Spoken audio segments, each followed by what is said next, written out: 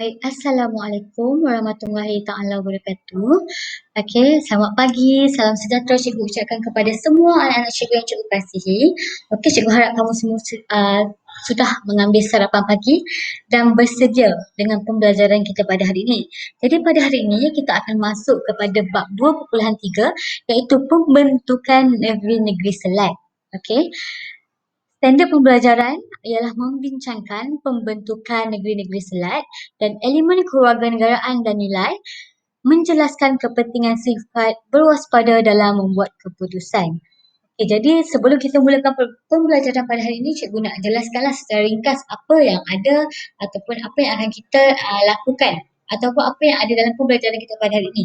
Jadi yang pertama, cikgu akan tunjukkan kepada kamu satu video untuk kamu macam tanya-tanya pembelajaran apa hari ini, okey? Dan yang kedua, cikgu akan teruskan kepada penerangan terhadap latar belakang kepada negeri-negeri Selat ini sebelum mereka ni menjadi negeri-negeri Selat. Dan yang ketiga, cikgu akan terus masuk kepada negeri-negeri Selat. Kemudian cikgu akan tinggalkan kamu dengan latihan. Kemudian kita akan membuat kesimpulan hasil daripada pembelajaran pada hari ini. Okay, jadi sekarang ni, jom kita tengok video yang cikgu sediakan. Pada kali ini, kita teruskan pengetahuan dan pemahaman berkenaan pentadbiran negeri-negeri Selat di Tanah Melayu. Negeri-negeri Selat ialah 3 buah negeri kecil yang terletak di pesisir pantai Selat Melaka, iaitu Pulau Pinang, Melaka dan Singapura. Negeri-negeri Selat ditubuhkan oleh penjajah British di negara kita pada tahun 1826 dan ditadbir dari India sebab wilayah India juga dijajah British. Negeri-negeri Selat. Okey, jadi kamu dah tahu kan apa yang akan kita pelajari pada hari ini? At least kamu dah tahu secara hari ini kita akan belajar negeri-negeri Selat.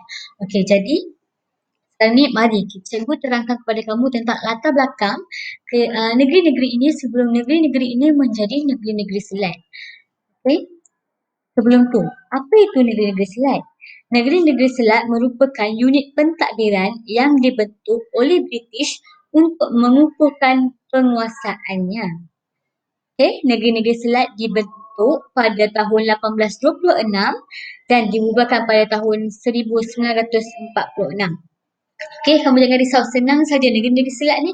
Tajuk yang sangat senang, sangat simple. Negeri-negeri Selat hanya ada 3 negeri di dalamnya, iaitu Pulau Pinang, Singapura dan juga Melaka. Okey, kita tengok dulu latar belakang negeri Pulau Pinang. Sebelum Pulau Pinang jadi negeri-negeri Selat. Okey, bermula dengan tahun 1786, okey, Pulau Pinang ditadbir oleh Francis Light, iaitu Pesuruhjaya yang bertanggungjawab kepada Governor General British di India. Kemudian pada tahun 1787, Pulau Pinang berstatus pelabuhan bebas dan kuasai perdagangan dengan negeri-negeri Melayu. Apa itu pelabuhan bebas? Ada polis ke? Ataupun tak ada polis ke? Ataupun lanun boleh masuk ke? Pelabuhan bebas bermaksud pelabuhan yang terbuka kepada pedagang asing dan tempatan dengan barangan yang dibawa masuk tu bebas cukai. Okay? Okay, selepas Pulau Pinang dah berstatus pelabuhan bebas, jadi perdagangan dikuasai oleh pedagang persendirian.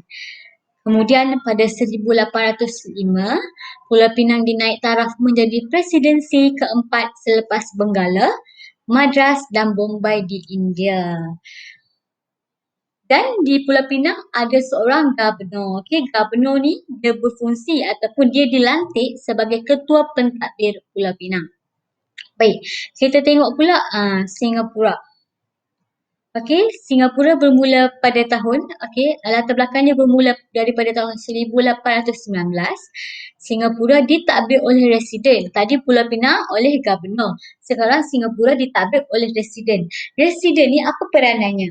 Peranan residen bertanggungjawab kepada Lieutenant Governor British di Bangka Hulu, Sumatera.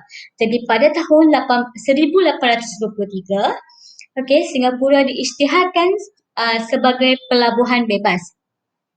Dan Singapura menjadi pusat pertemuan pedagang persendirian mengumpulkan hasil alam Melayu untuk diperdagangkan dengan China. Okay, sekarang ni kita tengok pula latar belakang Melaka. Tadi, Pulau Pinang, siapa? Singapura, siapa yang mentadbirnya? Sekarang ni Melaka, dia ditadbir oleh Resident Consular. Okey, Melaka Resident Consular. Di Melaka, terdapat sistem kapitan. Okey, dan sistem kapitan ini diteruskan bagi mewujudkan keamanan dalam komuniti kaum. Kenapa ada sistem kapitan ni? Sebab masa Melaka pada tahun 1824 ni, okey, Melaka menjadi tanah jajahan British kerana ataupun akibat daripada perjanjian Inggeris Belanda. Okey? Jadi sistem kapitan ni dia mengetuai kaum-kaum terutamanya kaum Cina. Dan suku-suku kaum ni diletakkan di bawah seorang ketua kaum yang berperanan sebagai penegak undang-undang. Manakala bagi masyarakat luar bandar, tanggungjawab tersebut diserahkan kepada penghulu. Okey, baik. Tadi dah selesailah kita belajar tentang latar belakang. Okey, 3 saja negeri selat iaitu Pulau Pinang, Singapura dan juga Melaka. Jadi cikgu harap kamu kalau katalah soalan ni keluar dalam PT3, insya-Allah kamu boleh jawab sebab senang saja latar belakang negeri-negeri ni sebelum menjadi negeri-negeri selat. Okey, seterusnya kita pergi kepada negeri-negeri selat. Okey, negeri-negeri selat ni bermula daripada tahun 1826. Apa maksud negeri-negeri selat? Macam cikgu dah bagi tahu tadi, negeri-negeri selat ialah ataupun dimaksudkan dengan Pulau Pinang, Singapura dan Melaka digabungkan menjadi satu unit pentadbiran yang dinamakan negeri-negeri selat. Okay. Kenapa mereka digabungkan? Kenapa tak asingkan saja? Sebab setiap negeri ada dia punya pentadbir sendiri. Okey, ada 2 tujuannya dekat sini. Yang pertama ialah untuk menjimatkan perbelanjaan dan yang kedua untuk menyeragamkan pentadbiran. Okey, cikgu ulang lagi sekali. 2 tujuan mengapa negeri-negeri selat ini digabungkan ataupun mengapa Pulau Pinang, Singapura dan Melaka ini digabungkan menjadi satu negeri-negeri selat adalah kerana untuk menjimatkan perbelanjaan dan juga untuk menyeragamkan pentadbiran. Kenapa? Okay. Tadi tu kenapa? Dan ada juga kepentingan lain kepada pembentukan negeri-negeri selat kepada British. Sekejap ya, cikgu hide. Oh, tak boleh hide, tak apa. Okey, kepentingan pembentukan negeri-negeri selat kepada British yang pertama ialah sebagai laluan utama perdagangan. Okey, British dapat menguasai keseluruhan Selat Melaka sebagai laluan utama perdagangan di alam Melayu. Yang kedua, kepentingannya ialah taraf pelabuhan bebas. Okey, taraf pelabuhan bebas negeri-negeri selat berjaya menarik kedatangan pedagang tempatan dan kapal-kapal dagang dari alam Melayu serta pedagang luar dari alam Melayu seperti Arab, India, China, Eropah dan juga Amerika. Kepentingan yang ketiga ialah pusat pengumpulan hasil-hasil dari alam Melayu. Apa hasil-hasil pengumpulan apa hasil-hasil alam Melayu? Yang paling famous ialah biji timah. Okey? Sebab kenapa? Dia untuk mengimbangi perdagangan British dengan China serta menyaingi pelabuhan-pelabuhan Belanda di alam Melayu. Yang keempat, kepentingannya ialah sebagai pintu masuk bagi buruh luar untuk mempercepatkan pembangunan ekonomi British. Okay, sekaligus membuatkan masyarakat kita berbilang kaum. Dan yang keempat ialah penanaman modal oleh pelabuh luar menyebabkan perkembangan negeri-negeri selat berlaku dengan pantas. Jadi cikgu nak kamu ingat yang senang je, okey? Ada 5 saja, senang je. Okey, nanti cikgu harap kalau kata soalan ni keluar dalam PT3, kamu boleh jawab. Kalau dia tanya kepentingan pembentukan negeri-negeri selat. Okey, yang pertama laluan utama perdagangan, taraf pelabuhan bebas, pusat pengumpulan hasil, pintu masuk buruh luar dan juga penanaman modal. Cikgu ada sediakan akronim dekat kamu. Okey, boleh. Okey, sekarang cikgu nak kamu ingat akronim yang cikgu sediakan ini, iaitu senang je. Laila tak puas, Laila tak puas picit Pepe. Okey, bila kamu ingat kepentingan pembentukan negara-negara Selat kepada British, kamu ingat je akronim Laila tak puas picit Pepe. Okey, Laila bermaksud laluan utama perdagangan, tak ialah taraf pelabuhan bebas, puas tu, PU tu pusat pengumpulan hasil, picit ialah pintu ataupun picit tu huruf P di depan tu pintu masuk buruh luar, dan PP tu penanaman modal. Jadi kalau kamu ingat akronim ni, lagi mudah untuk kamu untuk menjawab soalan kalaulah katakanlah dalam PT3. Sebab mungkin nanti banyak sangat kan yang kamu perlu ingat, jadi cikgu sarankan untuk kamu, jika kamu nak ingat sesuatu dengan mudah, okey, kamu boleh buat nota melalui peta-peta buih, peta dakar, okey, peta iThink yang kamu telah pelajari, ataupun kamu tukarkan saja mereka ni kepada akronim yang kamu ingat. Kalau kamu nak guna akronim yang cikgu sediakan ini pun boleh, ataupun kamu nak reka sendiri akronim ni pun boleh, tak ada masalah. Sebab kalau kamu reka sendiri, akan lebih mudah faham. Tapi cikgu punya akronim untuk kepentingan pembentukan negeri-negeri Selat kepada British ialah Laila tak puas picit Pepe. Okey. Seterusnya kita pergi kepada kepentingan pembentukan negeri-negeri Selat ni kepada British. Kenapa pembentukan negeri-negeri Selat ni penting untuk British? Sebab yang pertama ialah negeri-negeri Selat memerlukan hasil ekonomi negeri-negeri Melayu untuk memajukan perdagangan. Contohnya seperti tadi biji timah lah. Okey. Jadi mereka memerlukan modal dan juga mereka melabur modal untuk memajukan pelumbungan biji timah di negeri-negeri Melayu. Manakala negeri-negeri Melayu pun memerlukan negeri-negeri Selat. Sebab apa? Sebab negeri-negeri Selat tadi merupakan, kamu ingatkan tadi, Laila tak tadi taraf pelabuhan bebas. Okey, jadi negeri-negeri Melayu memerlukan pelabuhan negeri-negeri Selat untuk memperdagangkan hasil ekonomi. Kerana barang yang dibawa masuk ke sana bebas daripada cukai.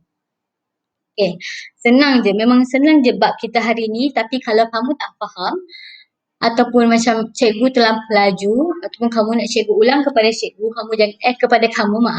kamu jangan segan silu untuk WhatsApp cikgu ataupun call saya cikgu. Okay, kemudian cikgu ada sediakan juga latihan kepada kamu dan cikgu akan kepilkan bersama-sama dengan video ini di dalam grup WhatsApp. Okey. Dan cikgu juga akan sediakan juga latihan ni dalam tulisan braille, okey, dalam kertas braille. Jadi kalau kamu nanti ada masa datang ke sekolah, kamu boleh ambil lah. Okey, tapi nanti cikgu akan bagi juga latihan ni dalam bentuk ayat supaya nanti kamu boleh dengan bantuan ibu bapa kamu untuk kamu menyiapkan latihan yang cikgu berikan. Okey, latihan yang cikgu berikan pada hari ini adalah tentang apa yang telah kita pelajari pada hari ini. Okey, senang saja, kamu jangan risau. Okay, jadi cikgu rasa setakat ini saja kelas kita, okey. Cikgu nak ucapkan terima kasih kerana kamu dah sudi mendengar penerangan cikgu berikan. Okey, jika ada sebarang pertanyaan, kamu boleh bertanyalah dekat cikgu ataupun boleh je WhatsApp cikgu di 011-2957-1303. Okey, sekarang ni cikgu nak flashback balik. Tadi kita belajar tentang apa? Okay, mula-mula kita belajar tentang latar belakang sebelum pembentukan negeri-negeri Selat. Kita belajar tentang latar belakang negeri Pulau Pinang, Singapura dan Melaka sebelum pembentukan negeri-negeri Selat. Okey, mereka semua ada pentadbir mereka sendiri. Okey, macam Pulau Pinang ada governor. Okey. Lepas tu apa? Singapura ada residen. Melaka ada residen konsular. Yang tu kamu kena ingat ya sebab memang penting. Okey, Pulau Pinang governor, Singapura residen dan Melaka residen konsular. Okey, lepas tu kita juga tadi belajar tentang kenapa ditubuhkan negeri-negeri Selat. Okey, ada dua tujuan yang tadi cikgu highlightkan. Kenapa ditubuhkan negeri-negeri Selat? Okey. Dan yang ketiga tadi, cikgu tekankan kepada kamu kepentingan lain bagi penubuhan negeri-negeri selat, dan cikgu minta kamu untuk ingat akronim Laila tak puas picit pepeh, iaitu ada 5: laluan utama perdagangan, taraf pelabuhan bebas, pusat pengumpulan hasil, pintu masuk buruh luar, dan penanaman modal. Okey, kemudian cikgu juga terangkan hubungan negeri-negeri selat dengan negeri-negeri Melayu. Sebabnya negeri-negeri selat ni dan negeri-negeri Melayu ni saling memerlukan antara satu sama lain. Kerana negeri-negeri selat memerlukan negeri-negeri Melayu untuk memajukan perdagangan dia. Manakala negeri-negeri Melayu ni pula memerlukan negeri-negeri selat untuk mereka memperdagangkan hasil ekonomi mereka. Baik, cikgu rasa sampai di sini saja kelas kita ataupun topik perbincangan kita pada hari ini. Jika ada sebarang pertanyaan, kamu bolehlah WhatsApp ataupun call saja cikgu, tak ada masalah. Sampai kita berjumpa lagi di lain hari. Assalamualaikum dan selamat pagi. Okay. Bye.